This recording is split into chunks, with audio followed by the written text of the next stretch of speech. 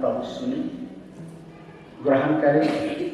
इन दोनों जोड़ों को प्रभु आशीष दे और इसके लिए हम सब भी कृपा की योग्य बने।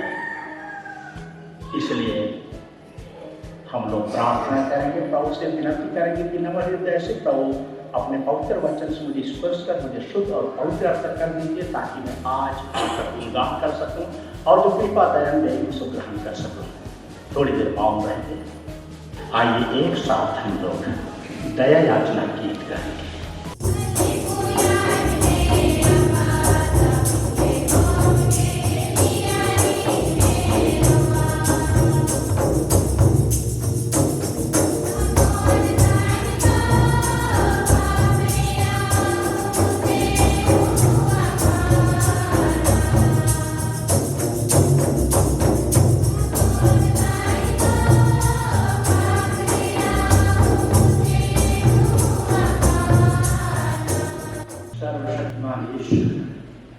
हम लोगों पर दया करें और हमारा अपराध क्षमा करो, हमें अनंत जीवन प्रदान करे।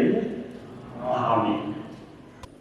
इसके बाद प्रभु ने मनुष्य से निकाली हुई मछली से एक स्त्री को गाड़ा और उसे मनुष्य के पास ले गया। इस पर मनुष्य बोल उठा, यह तो मेरी हड्डियों की हड्डी है और मेरे मांस का मांस। इसका नाम नारी होगा, क्योंकि यह तो नर से निकाली गई है।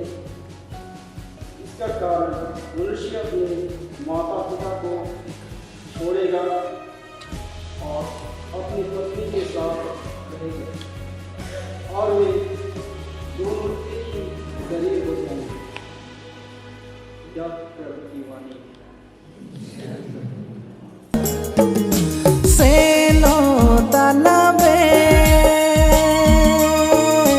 जाओ जोरम सुकु जोरम जिदन रसिका प्रभु रे ताइन बेन होरा ते इदी बिनाया बादो आया दुलड़ कोयो मरे प्रभु रे ताइन बेन होरा ते इदी बिना। यीशु ने जिस तरह प्रभु को नजर कर दिया, उसी तरह वह हम लोगों को भी अपने सामर्थ्य से नजर कर देगा। क्या आप लोग नहीं जानते कि आपके शरीर क्रिस्त के अंग हैं, जिसका मिलन प्रभु से होता है, वह उसके साथ एक ही आत्मा बन जाता है। इसलिए आप लोग अपने शरीर में ईश्वर की महिमा प्रकट करें। यह प्रभु की वाणी है। प्रभु आप लोगों के साथ हो।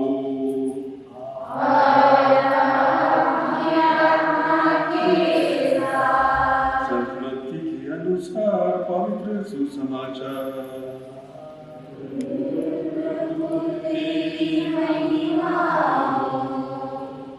अध्याय 19 पद संख्या 3 से 6। जिसे यीशु ने जोड़ा है उसे मनुष्य अलग ना करे।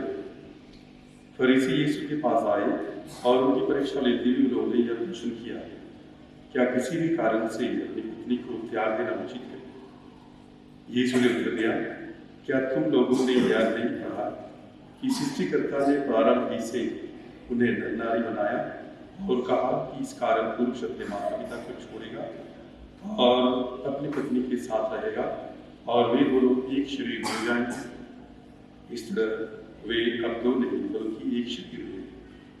इसलिए जिसे ईश्वर ने जोड़ा है उसे मनुष्य अलग ना करे। यह प्रभु का सुसमाचार है।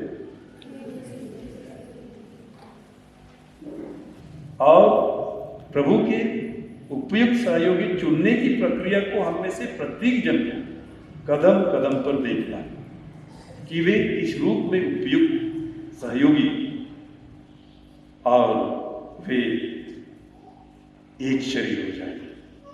एक शरीर होने के मतलब काम धाम एक हो जाएं, ताकि जिस उद्देश्य से प्रभु ने उन्हें ये नया जीवन दिया है, जोड़ा है, वे स्वयं में बिखर न जाए, लेकिन स्वयं एक होकर के जो भी एक बनने का, एक परिवार के रूप में, एक समाज के रूप में जहाँ कहीं भी काम करें, वे हर कहीं जोड़ने का काम करें। प्रभु अपने कामों को जोड़ने का, इन जोड़ों को जोड़ने के काम के द्वारा करते हैं, और इन दोनों जोड़ों को भी, इन जोड़ों को भी, पति पत्नी को भी उसी तरह अपने को जोड़ने, परिवार को जोड़ने, समाज को जोड़ने, काम के माध्यम से एक दूसरे का अपना प्यार बांटने के लिए जिम्मेवार रहते हैं। और इस तरह जो प्रभु का उद्देश्य है, दुनिया को एक सुंदर जगह बनाने का, उसी माध्यम से पूरा होगा। और इस चीज को वे जो दोनों अलग अलग हैं, एक शरीर होने की बात हम बाइबल वचन में तो पाते हैं, लेकिन दोनों को, पति पत्नी को, हर एक जो अलग अलग है, जो अलग अलग घर से आते हैं, अलग अलग प्रकृति के होंगे, उनमें कमियां हैं, उन कमियों को दूर करके एक होना हो, उन कमियों को सहना हो, सहन करना हो, एक दूसरे को पवित्र बनने के लिए उनको हर दिन हर पल प्रयास करना हो, तब कल वे एक हो सकते हैं। यदि वे कमियों को, घटियों को देखकर एक दूसरे के साथ झगड़ा करते रहेंगे, बात बात में उनकी बात नहीं जुड़ेंगे, तो प्रभु का जो वचन है यहीं पर फेल हो गया। वे प्रभु के वचन को नहीं जी पाएंगे, प्रभु के वचन अनुसार अपने जीवन को नहीं बना पाएंगे। इसलिए सुसमाचार में हमने सुना है, जिसे ईश्वर ने जोड़ा है उसे मनुष्य अलग न करे। प्रभु की इच्छा के अनुसार वे एक हुए, तो प्रभु की इच्छा के अनुसार ही दुख में, सुख में हर पल एक होकर ही आगे बढ़ना है। किसी भी हालत में वे अलग ना, क्योंकि प्रभु ने ही ये जीवन दिया है। और हम भी जो माता पिता, परिवार के सदस्य हैं, आज हम इनके गवाह हैं। हम इसीलिए हैं कि हम उनको एक होने में मदद दें। हमारी मानवीय कमजोरी होती है, एक बार बहू घर में आ जाती, लड़की घर में आती, तो लड़के के बारे में उसे बहुत सारी चीजें बताते हैं, अच्छी चीजें नहीं, नेगेटिव चीजें। और उसी तरह लड़के के बारे में, लड़की के बारे में भी जो उसे मिलते हैं बहुत सारी चीजें बताते, बोलते हैं। चलिए आज हम इन दोनों जोड़ों के लिए प्रार्थना करें कि प्रभु ने हमें जिस रूप में इस दुनिया में एक मानव रूप दिया है, तो उस मानव रूप को अपने रूप में, अपने जीवन में प्रभु के प्रतिरूप के रूप में अनुभव करते हुए हम भी जो हमारा काम है एक दूसरे को जोड़ने का, सबसे पहले हम अपने को जोड़ें, अपने को केंद्रित करें, हर काम में हमारा ध्यान जो भी करें वो अधिकतम उसमें ध्यान देकर उसे सफल बनाएं। साथ में हमारे साथ हैं उनको भी हम उसके काम के द्वारा एकजुट होकर उसे आगे बढ़ाने में सहायता दें, ताकि प्रभु की जो योजनाएं हैं हमारे जीवन में उसे पूरी कर सके। दीपक का थुपनो, क्या आपने बिना दबाव के और राजी खुशी की विवाह करने का पक्का विचार कर लिया है? जी हाँ। क्या आप पति पत्नी बन जीवन भर एक दूसरे से प्रेम करने तथा एक दूसरे का आदर करने को तैयार हैं? जी हाँ। क्या आप ईश्वर के हाथ से संतान को वरदान समझकर प्रेम पूर्वक ग्रहण करने तथा ख्रीस्त एवं कलीसिया के नियमों के अनुसार उसका पालन पोषण करने को तैयार हैं? जी हाँ। आप विवाह के बंधन में बंध जाने की इच्छा करते हैं, इसलिए अपना अपना दाहिना हाथ मिलाइए और ईश्वर तथा उसके कलीसिया के सामने अपनी मंजूरी। अंजलिन, मैं दीपक आप अपनी पत्नी मानता हूँ और यह करार करता हूँ करता हूँ कि जीवन भर कि जीवन भर दुख में दुख में और सुख में सुख में मैं आपका विश्वासी साथी आपका विश्वास साथी बना रहूँगा, बना रहूँगा, आपसे प्रेम करूँगा आपसे प्रेम करूँगा, और आपका आदर करूँगा। आपका आदर करूँगा।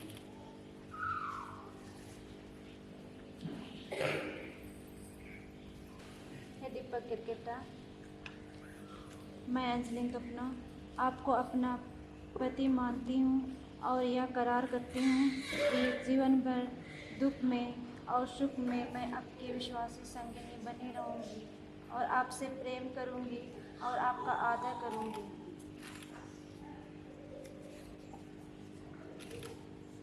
आपने कलीसिया के सामने करार किया है ईश्वर यह करार दृढ़ करने और आप पर अपनी आशीष बरसाने की कृपा करे।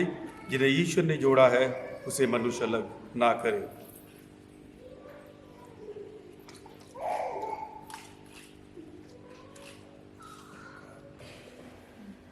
पहनने वाले वर वधू इस पर पूरी ईमानदारी रखें, तेरी आज्ञाओं को पालन कर शांति में रहे और सदा प्रेम में जीवन बिताएं हमारे प्रभु क्रीस्त के द्वारा। ईश्वर तेरी ही वचन से सब वस्तुएं पवित्र की जाती हैं। इस सिंदूर और आभूषण को आशीष प्रदान कर कि वर वधू तेरी इच्छा और पुरखों की परंपरा के अनुसार इसका प्रयोग करके तुझसे शरीर का स्वास्थ्य और आत्मा की सुरक्षा प्राप्त कर सके हमारे प्रभु क्रीस्त के द्वारा। आमीन। हे अंजलि,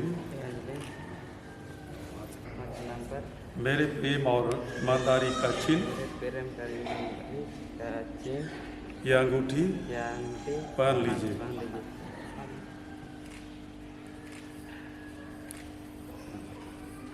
हे दीपक के पिता और पुत्र और पवित्र आत्मा के नाम पर मेरे प्रेम और ईमानदारी का चिन्ह पहन लीजिए।